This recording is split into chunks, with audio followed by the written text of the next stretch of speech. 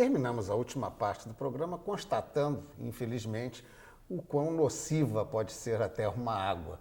Professora Vera, essa descoberta, né, de modo tão drástico no caso de Caruaru, ela é um desenvolvimento recente porque a ciência percebeu ou porque o esgoto chegou a tal nível que sobressaiu o problema? Processos naturais de ocorrência dessas cianobactérias sempre existiram, mas os efeitos têm se tornado muito mais crescentes mais recentemente em função dos processos de enriquecimento da água através da poluição orgânica. Porque a ocorrência dessas cianobactérias que a Sandra comentou está intimamente relacionada ao enriquecimento dessas águas. A senhora chama de enriquecimento o que eu chamaria de emporcalhamento, não? Mais ou menos. Tá bom, vamos ficar combinado assim. A ação antrópica, né, humana, através do aporte de esgotos domésticos nos sistemas aquáticos, tem propiciado esse desenvolvimento. E um dado importante é 70% dos pequenos reservatórios brasileiros, ou seja, dos que têm, eu considero, com menos de 30 quilômetros quadrados de área, eles são sistemas muito enriquecidos ou apodrecidos, como tu comentaste. E destes 70% desses reservatórios, mais da metade tem florações de cianobactérias a cada ano. Então, é um problema, é uma situação bastante grave que a gente tem que estar atento, sobretudo na questão da construção desses pequenos reservatórios, que no caso do Nordeste são os reservatórios que facilitam a vida das pessoas no sentido de serem as fontes de abastecimento de água. Mas só naquele aspecto, quer dizer, é um conhecimento que a gente requintou, a ciência requintou mais recentemente? Com certeza o aprofundamento do conhecimento das causas da ocorrência desses organismos está mais claro agora. Mas, sobretudo, ele é em função do aumento da eutrofização. Os processos de diminuição dessa carga orgânica que ocorrem no hemisfério norte, né, vários países... O caso do Tâmisa, por exemplo. O caso do Tâmisa, o caso do Lago Lemã, de vários outros sistemas, em que esse processo é um retorno às condições mais saudáveis dos lagos, também trazem um retorno à qualidade da água do ponto de vista da biodiversidade dos organismos que lá ocorrem. Tá. O Olaf queria falar alguma coisa sobre os locais maiores.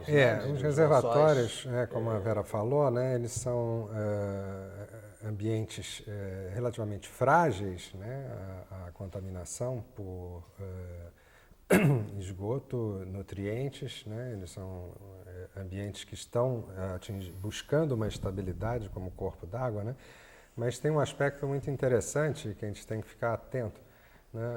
Quando você alaga uma área enorme de solo, você normalmente mobiliza desse solo nutrientes e muitas vezes contaminantes, né? Então, o meu trabalho especificamente é com micropoluentes, metais pesados e outros micropoluentes orgânicos, e a gente tem estudado em alguns reservatórios, né, principalmente na Amazônia, que os solos são naturalmente ricos em mercúrio, a mobilização, né, desse metal do solo alagado, que vai, né, a chegar à biota aquática, né, e aos peixes. O que é a biota aquática? Quer dizer, toda a fauna aquática, né, desde o fitoplâncton, o zooplâncton e depois a cadeia alimentar piscívora, né.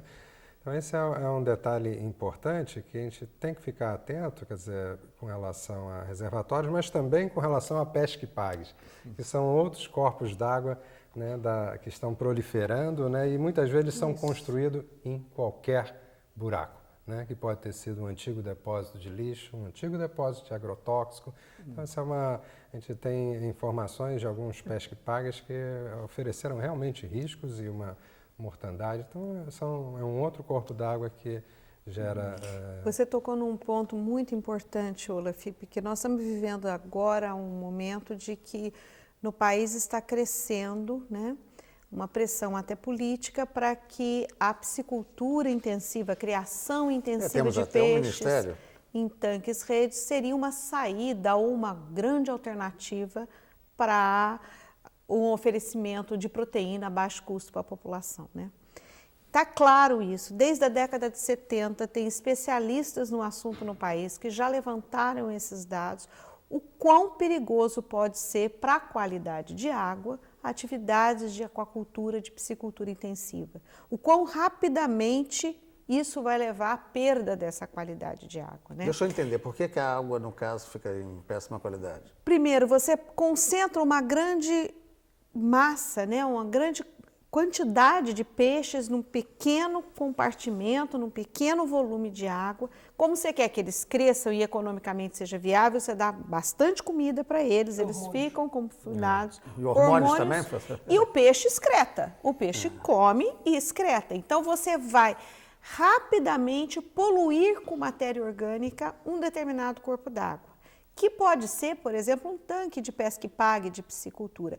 Eu tenho visto e tenho sido procurada cada vez mais por infelizes manuseios, infelizes formas de pensar em cima disso, que tem levado a perdas econômicas consideráveis. Por exemplo, atividades de pesca e pague, onde a pessoa ingenuamente ou sem uma orientação adequada começa o investimento nisso e rapidamente você tem florações tóxicas de cianobactéria, que em primeiro momento vai fazer o peixe perder e morrer. Em outro momento, em que a gente já tem estudado isso comprovadamente, o peixe também vai acumular essas toxinas, então a gente tem uma nova entrada para a população disso. E agora nós estamos vendo pressão grande, né, por parte das nossas autoridades, que grandes reservatórios sejam utilizados para uma agricultura, uma aquacultura, aliás. Esse é um grande perigo, porque é tipo de atividade que pode ser perfeitamente não sustentável. Não é promissora no curtíssimo prazo. Não é E economicamente. depois ela pode fazer perder uma enorme quantidade de água. Eu vou citar aqui um caso próximo a nós, aqui no Rio de Janeiro, que é o Ribeirão das Lajes, o grande lago do Ribeirão das Lajes, que é um rio não pescoso, quer dizer, a natureza é um rio sem nutrientes, sem peixe. E tem uma água tão pura, que a SEDAI coleta sem tratamento para distribuição ao grande rio. Classe especial, né? Classe Então, especial. é classe especial Só é clorado. da boa. É. E é um enorme reservatório. Esse reservatório, no último ano, ele tem sido utilizado para a criação de peixe. E tem sido colocado alimento para o peixe.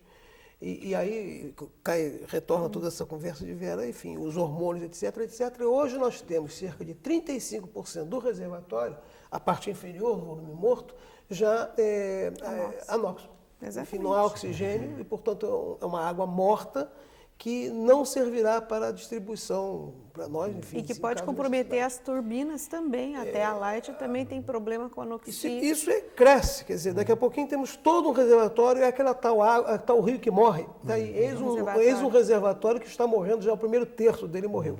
Quer dizer, está me parecendo que ao lado de uma campanha como a que está sendo feita para economizar água, para ter um uso mais racional, um pouco mais de cuidado, a questão passa muito mais seriamente por uma ideia da ação governamental. Também. Nós temos um problema maior nisso. Eu acho ação de gestão, que não necessariamente é governamental. Se for só basicamente governamental, eu diria que nós estamos em péssimos lençóis. Não por não acreditar no nosso governo, é que o mundo já percebeu que não se pode acreditar para a gestão da água em governos, seja ele qual for. Enfim, não basta, não estou propondo um processo anárquico de vida. Há que ter o governo, mas não basta, não deve ser só o governo para fazer a gestão dos recursos hídricos. E aí você está embutindo alguma ideia de privatização nessa questão? Não, questão de comitês, da sociedade. A sociedade mesmo. civil organizada tem que fazer parte do processo de gestão. Eu só queria alertar uma coisa, que sempre que a gente fala em água, as pessoas juntam a ideia da água à sede humana, quer dizer, a saciação da sede. Né? E isso não é verdade, quer dizer, um ser humano usa 2 litros de água. Enfim, o recomendado medicamente é 3, né? Usa 3 litros de água por dia. Mas não só na forma de ingestão como água, isso embute o leite que você toma, o café que você toma, a verdura que você come. Propriamente dito. Então, se imaginarmos que nós aqui desejamos só tomar água Perrier importada da França, é possível. Quer dizer, é razoavelmente possível, do ponto de vista econômico, que nós importemos, 2 ou 3 litros de água por dia. Esse não é o grande empecilho. Portanto, sob essa taxa, há água no mundo para milhares e milhares e milhares de anos. O problema é que as pessoas não se dão conta que quando a gente compra um galetozinho na padaria, tem por detrás daquele galeto 1.300 litros d'água. Um galeto? Um galetozinho. Vamos lá, explica isso. Porque o galeto, Grão. ele não apareceu. O galeto não nasce dentro daquela máquina da padaria. Ele passou anos, meses, se alimentando, enfim. De grão que precisou de água para crescer. E ele também precisou de água. Ele precisou também. Quando a gente põe um prato de arroz para servir o jantar, um prato de arroz no meio da mesa para que todos comam, tem ali 3.000 e tantos litros de água ali dentro. Então, essas quantidades de água que não são claras para a população e que precisam ser preservadas. Quer dizer, nós precisamos ter indústrias consomem água. A cidade consome água. O fato de nós morarmos numa cidade, ter as alegrias da cidade de uma... Por exemplo, eu gostaria, o desmatamento, por exemplo, é um terrível inimigo da qualidade dos corpos d'água, né? Porque o desmatamento não permite que a água infiltre e reponha os lençóis freáticos, né? Ele gera um assoreamento e um empobrecimento dos solos que foram simplesmente desmatados e leva um assoreamento do corpo d'água, né, e um empobrecimento da qualidade. Nós estamos aí, daqui a Então, pouco são fazer um detalhes. intervalo, mas recentemente houve até uma conferência em relação à Amazônia e uma certa denúncia de que poderia haver uma desertificação da Amazônia.